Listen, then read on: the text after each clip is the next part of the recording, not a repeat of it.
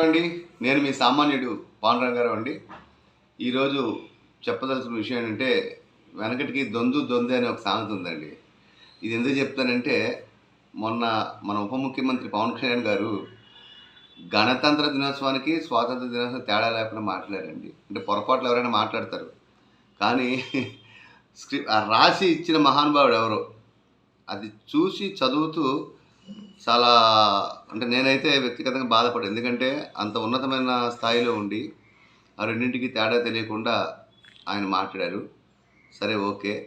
నిన్న ఇంకోటి చంద్రబాబు నాయుడు గారు ఒక ఆటో డ్రైవర్ని పిలిచి, ఏ ఆటో అమ్మా నీది ఇదంటే పెట్రోలా డీజిల్ అంటే డీజిల్ అన్నాడు. డీజిల్ ఎందుకు, డబ్బులు చాలా అవుతాయి కదా, బ్యాటరీలు వచ్చాయి కదా, అది వాడచ్చు కదా, ఏముంది ఇంజిన్ తీసేస్తే అయిపోయే అని చెప్పారండి. పాపం ఆటో డ్రైవర్కి ఆయన పెద్ద ఆయన ఉన్నారు కదండి ముఖ్యమంత్రి హోదాలో, అక్కడ మాట్లాడాలంటే భయం వేసి, నాకు దాని గురించి తెలియదని చెప్పి పాపం అతనికి తెలుసు, ఈయనకన్నా ఎక్కువ నాలెడ్జ్ ఉన్న వ్యక్తే, నో డౌట్. అందులో మాట్లాడలేడు, భయం. ఎందుకంటే ఆ హోదా అలాంటిది. కలెక్టర్ని పిలిచి, కలెక్టర్ గారితో మారాలి ఇది అదని చెప్తున్నారు. ఏదో చెప్తారు, ఆయన నోటికి వచ్చింది అది.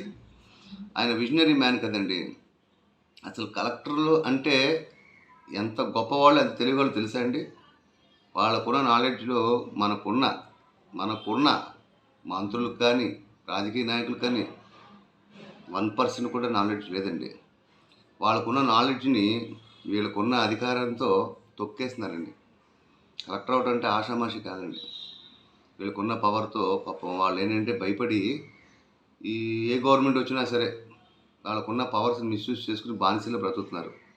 కలెక్టర్లనే కాదు, ప్రతి గవర్నమెంట్ ఉద్యోగి ఆ దరిద్రం నుంచి ఎప్పుడైతే బయటపడి ఏ రాజకీయ నాయకుడైనా సరే, ఎవరైనా సరే ధైర్యంగా మన వృత్తి మనం చేస్తున్నాం అని చెప్పి నిజాయితీగా నిలబడి ఒక యూనిటీలాగా ఎప్పుడైతే ఈ గవర్నమెంట్ వ్యవస్థకు సంబంధించిన వాళ్ళు వస్తారో అప్పుడు మన రాష్ట్రం బాగుపడుతుందండి. మన రాష్ట్రం కదా, ఏ రాష్ట్రం బాగుపడుతుంది, అప్పుడుదా బాగుపడుతుందండి. అలానే మర్చిపోయానండి, మన తెలుగు మహిళలు ఎక్కడున్నా కూడా నా ఆడపడుచులందరికీ కూడా వరలక్ష్మి వ్రత శుభాకాంక్షలు అండి. చక్కగా పూజ చేసుకుని సంతోషంగా ఆనందంగా ఉండాలని మనస్ఫూర్తి కోరుతున్నాను. నమస్కారం అండి, మీ సామాన్యుడు పాండురంగారావు.